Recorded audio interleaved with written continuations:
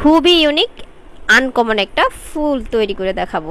প্রথমে এখানে রোজ স্টেডের উপরে একদম মোটা করে গোল শেডের একটা হচ্ছে শেড করে নিতে হবে, যেমনটা স্ক্রিন দেখতে পাচ্ছেন। রোজ নজেলের চিকন পাশ উপরে রেখে আর মোটা পাশ নিচে রেখে হচ্ছে আপনাকে নজেলটা ধরতে হবে।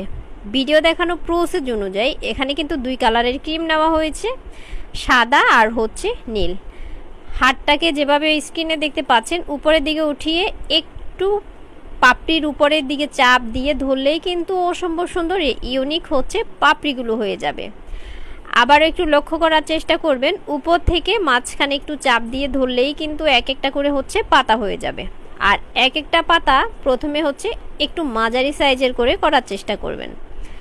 এই তো এভাবেই করলে কিন্তু অসম্ভব সুন্দর ইউনিক ফুলটা আপনারা তৈরি করতে পারবেন। সেম প্রসেসে উপরে আরও একটা হচ্ছে শেড করে দেওয়া হচ্ছে, এটা নিচেরটা থেকে একটু সাইজে বড় করে করবেন।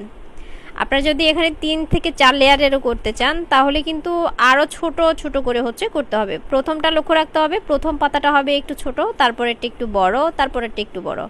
সর্বশেষ পাইপিং ব্যাগে হুইপ ক্রিম নিয়ে এভাবে প্রত্যেকটা পাপড়ির চারপাশে হচ্ছে সাদা করে হচ্ছে ডেকোরেশন ক্রিম করে দিতে হবে, তাহলে কিন্তু ফুলটা দেখতে ভীষণ চমৎকার লাগবে আর অনেক বেশি ইউনিক লাগবে। আর এটা দিয়ে কেক ডেকোরেশন করলে যেই কেউই হচ্ছে পছন্দ করবে। আমার কাছে